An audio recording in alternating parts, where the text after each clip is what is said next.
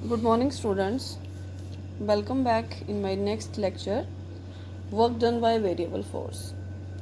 Yesterday I discussed with you positive, negative and zero work done. I have already explained work done by constant force. Today I will discuss with you work done by variable force. Work done by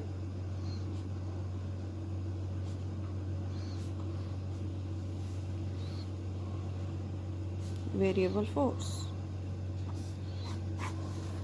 ठीक है, तो work done by variable force में क्या concept आएगा हमारा कि जैसे में हमने डिस्कस किया था कि work done bye constant force में हमने लिया था कि फोर्स जो है वहाँ पर कांस्टेंट है। लेकिन जब भी हम कोई डेली रूटीन में या जब भी कोई काम करते हैं, कोई लगेज उठा के ही जाते हैं या फिर जो कोई किसी ब्लॉक ऑफ वुड को जब पुश करते हैं तो हर टाइम वो फोर्स हमें श्योर नहीं है कि वो कांस्टेंट ही रहेगी। फोर्स जो है वो वेरी भी करती है, वेरिएबल चेंज होता है। जो फोर्स है वो क्या करता है, वेरी करता है, चेंज होता है। तो वो फोर्स कैसे वेरी करता है और जो वेरिएबल फोर्स है, work done by variable force, हम कैसे कैलकुलेट करते हैं इन फिजिक्स में। तो उसके लिए हम क्या करते हैं, एक ग्राफ ड्रॉ कर लेते हैं। ठीक है, ठीक, ये आ गई हमारी x और ये आ गया हमारा y। इसमें हम क्या करते हैं, फोर्स को क्या करते हैं, हम छोटे छोटे इंटरवल्स में डिवाइड कर देते हैं। देखो जैसे हमारे पास ये एक पोर्शन है, यहाँ पर देखो हमारी जो फोर्स है वो वेरी कर रही है, वो सेम नहीं है हर पॉइंट पे। ये हमने ले लिया Fx। ठीक है, इस एक्सिस हमारे आगे डिस्प्लेसमेंट, ये हमने ले ली डिस्प्लेसमेंट और ये आ गई हमारी फोर्स। ठीक है, ये जो हमने एरिया कवर किया है बिटवीन द एक्स, ये ले लिया हमने लिमिट्स x1 टू x2। ठीक, अब ये जो पोर्शन है, ये जो हमारा एरिया है, इसको हम डिवाइड कर देते हैं छोटे छोटे इंटरवल्स में। समझो हमने ले लिया, ये ले लिया हमने डेल्टा एक्स। ठीक, यहाँ पर ये इधर भी जा रहा है पार्टिकल, इधर भी जा रहा है, इधर भी जा रहा है। हर जगह पे जो फोर्स है वो वेरी कर रही है, एक जैसी फोर्स नहीं है, फोर्स जो है वो वेरी कर रही है। और इसको पूरे पोर्शन को हमने डिवाइड कर लिया है छोटे छोटे इंटरवल्स में और छोटा इंटरवल हमने ले लिया डेल्टा एक्स। ठीक, तो ऐसे हम और भी ले लेते हैं इंटरवल्स, ये आगे, ये आगे, ये आगे, ये आगे, ये आगे। ठीक है, ये टोटल हो गया किसके बीच का, ये आई लिमिट, ये क्या है, ये रेक्टेंगल बन गई यहाँ पर। ठीक है, ये आगे आ गया पोर्शन, ये आ गया, ये आ गया, पूरा एरिया जो है वो कवर कर लिया। ठीक है, हर पॉइंट पे जो फोर्स जो है वो वेरी कर रही है, वो हर पॉइंट पे फोर्स जो है वो सेम नहीं है, दैट इज वेरिंग। ठीक, तो इसको हम कैसे लेते हैं, total displacement into number of intervals हमने ले लिया, ये ले लिए डेल्टा एक्स, छोटे छोटे इंटरवल हमने ले लिए डेल्टा एक्स। तो अब इसको हम कैसे लेंगे, इसका जो हम करेंगे, देखिए बच्चा,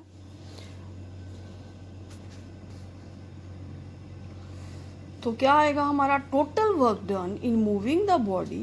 टोटल वर्क डन जो आएगा, total work done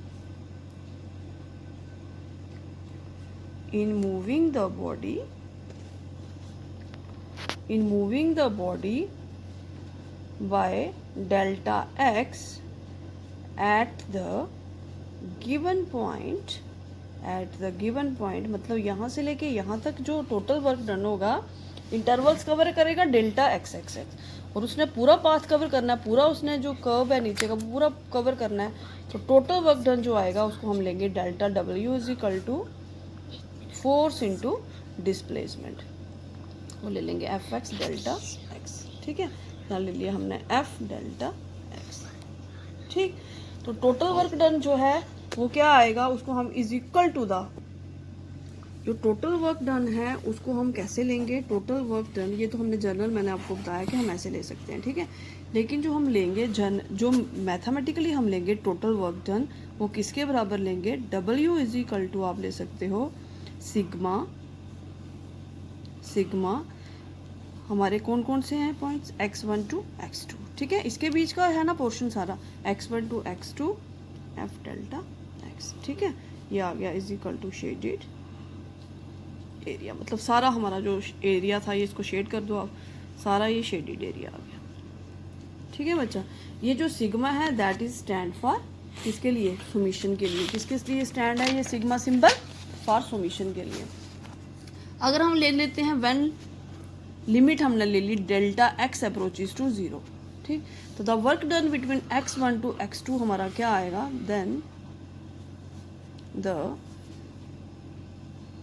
work done between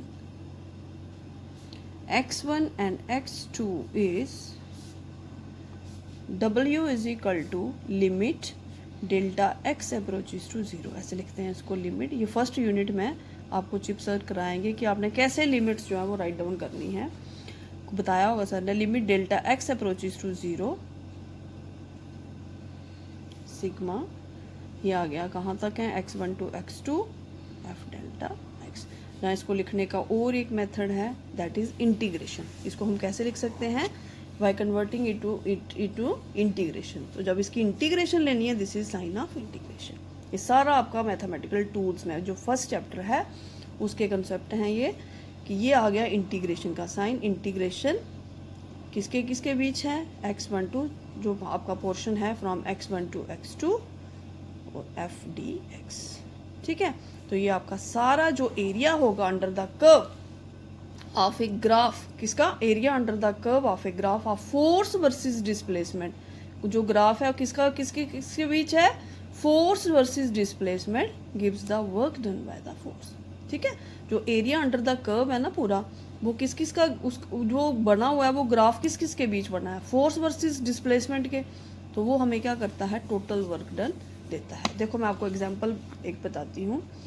देखिए जैसे हम ले लेते हैं कि W हमारे पास है 5x न्यूटन, ठीक है, सॉरी फोर्स है आपके पास 5x न्यूटन।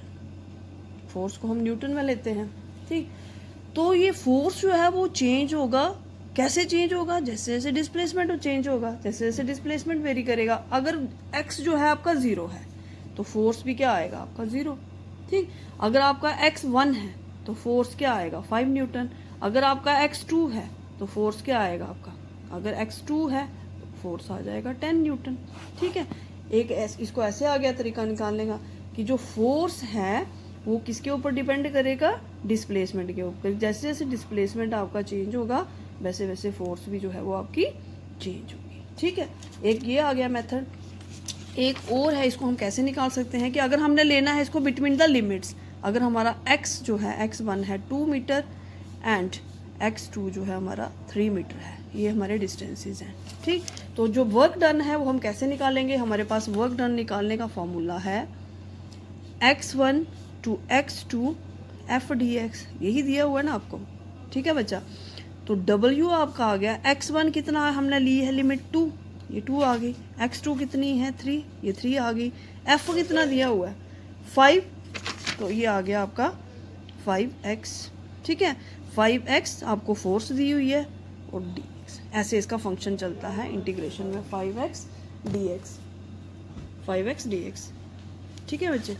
अब ये इंटीग्रेशन है, इसको हम कैसे ऑपरेट करेंगे, जो इंटीग्रेशन है इसको कैसे सॉल्व करते हैं, ये मैं आपको तरीका बताती हूँ। ये आप ध्यान से समझना, मोस्ट इम्पॉर्टेंट ये आपका कॉन्सेप्ट है, इंटीग्रेशन कैसे फाइंड आउट करते हैं, ठीक।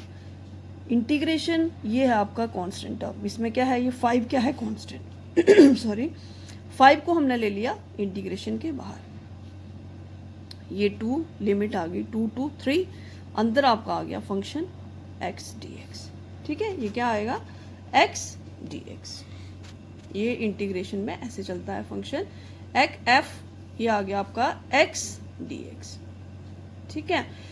तो इसको हम कैसे ऑपरेट करेंगे, अब आपने ये फॉर्मूला याद रखना है कि जो इंटीग्रेशन होती है x की n dx, ये आपने याद रखना है। इसका क्या फॉर्मूला है, इंटीग्रेशन ऑफ x की n dx, x की पावर n dx निकालने का क्या फॉर्मूला है, इंटीग्रेशन इसकी क्या होती है, x की पावर n+1 अपॉन n+1, ये फॉर्मूला है निकालने का कि x की पावर n dx है, तो उसकी इंटीग्रेशन वो कैसे ऑपरेट करेंगे हम उसको, उसकी इंटीग्रेशन को x की पावर n+1 अपॉन n+1, ठीक। तो यहाँ पर अब x की पावर आपको क्या दी हुई है 1, मतलब कुछ नहीं है, तो क्या है इसका मतलब 1 तो हम लगा सकते हैं ना एज ए पावर इधर, तो x की पावर आ गई 1। तो अब इसको कैसे ऑपरेट करेंगे, 5 जैसे है बाहर वैसे चलेगा। अब हमने इसको ऑपरेट करना है, हमें फार्मूला पता है, ये फार्मूला है, आप ये ब्रैकेट डाल लीजिए।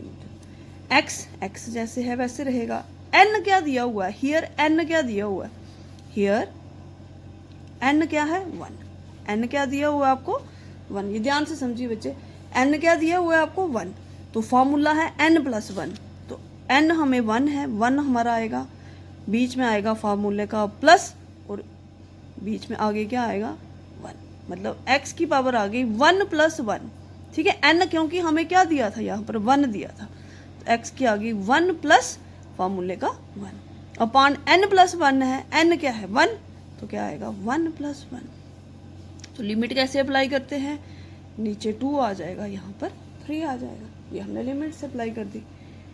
अब क्या आया, यहाँ पर x की पावर हो गई 2, x² हो गया, नीचे भी क्या आ गया 1 + 1 2, तो ये लिमिट आ गई 2 to 3। क्लियर बच्चा। अब क्या आएगा आगे,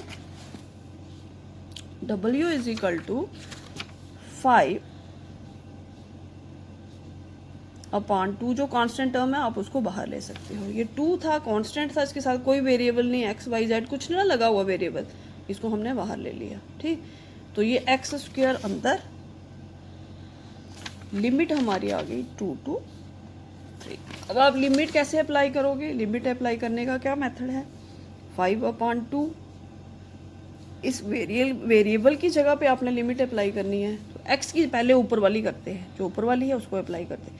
x की जगह क्या आएगा 3, इधर स्क्वायर है तो 3 का स्क्वायर, ठीक है। पहले ऊपर वाली अपर लिमिट आती है, फिर लोअर लिमिट आती है, तो जो वेरिएबल है उसके बीच लिमिट्स अप्लाई की जाती हैं, ठीक है। तो x की जगह क्या आ गया 3, इधर स्क्वायर था स्क्वायर, फिर क्या आता है बीच में फार्मूले का माइनस, जब लोअर लिमिट अप्लाई करनी है उससे पहले आपका आएगा माइनस, ठीक। x की जगह वेरिएबल की जगह क्या आएगा, ये वाली जो नंबर है 2 इधर स्क्वायर दिया हुआ है 2 का स्क्वायर, तो w हो गया 5/2, तो ये आ गया आपका 3 3 = 9 + 4, तो ये आ गया 5/2, 9 में से 4 निकाले कितने रहे 5, तो ये आ गया 25/2, इसको आप डिवाइड कर लो और जो भी आपका आएगा दैट विल जूल्स में आपका आंसर होगा, that will be total work done. तो बच्चे ये आपका सारा कंसेप्ट हो गया, work done bye a variable force, ठीक है। इसको मैं आपको भेजूंगी नोट्स, आप नोट कर लीजिए, उसके बाद हम अपना नेक्स्ट टॉपिक डिस्कस करेंगे एनर्जी के ऊपर। Thank you.